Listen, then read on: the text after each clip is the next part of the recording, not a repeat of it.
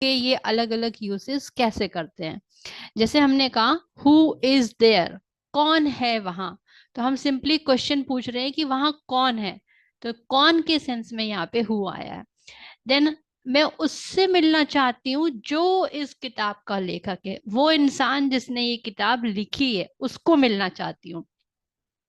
I want to meet the one who has written this book, right. अगर हम इसका first वाला portion छोड़ दें, सिर्फ हम कहें who has written this book, तो इसका मतलब होता है कि किसने ये किताब लिखी है। लेकिन जब हम कह रहे हैं I want to meet the one who has written this book, मैं उसको मिलना चाहती हूँ जिसने ये किताब लिखी है, जो इस किताब का लेखक है। तो बोलने के ढंग से और हु की पोजिशनिंग से, लाइक ये सेकंड सेंटेंस में आया है, तो इसका मीनिंग, इसका सेंस, इसका जो यूज है वो डिफरेंट हो जाता है, इसका मीनिंग डिफरेंट हो जाता है। अब मैं कह रही हूँ, क्वेश्चन है ये भी कि किसने ये कप तोड़ा, who has broken this cup, ये कप किसने तोड़ा। तो इसमें भी हु आपका फर्स्ट उसमें ही आया, लेकिन ये फर्स्ट ही सेंटेंस है, एक ही सेंटेंस है, तो यहाँ पे ये किसने के सेंस में आ गया, राइट।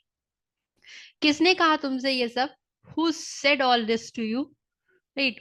तो इसके पोजीशनिंग से और बोलने और आपके टोन से भी ये पता चलता है कि आप किस सेंस में कह रहे हैं।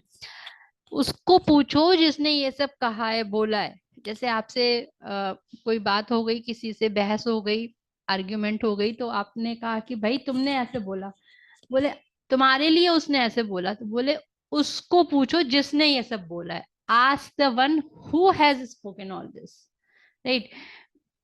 या इसको अगर आपका टोन चेंज हो गया तो इसका मीनिंग चेंज हो जाता है, उसको पूछो जिसने ये सब कहा है, राइट। तो इसमें हम इंडिकेट कर रहे हैं उस इंसान की तरफ कि उसको पूछो जिसने ये सब कहा है, मतलब मुझे कल्प्रिट मत ठहराओ, मैं नहीं हूं इसका गुनहगार, उसको पूछो, राइट। और दूसरा, गुस्से में कह रहे हैं उसको पूछो ना जिसने ये सब कहा है, मुझे क्यों पूछ रहे हो, why are you asking me, why are you questioning me. तो दूसरा ये कि क्वेरी के सेंस में हो सकता है, उसको पूछो किसने ये सब बोला है, हाँ जरा पता करके आओ ये सब बातें कही किसने है।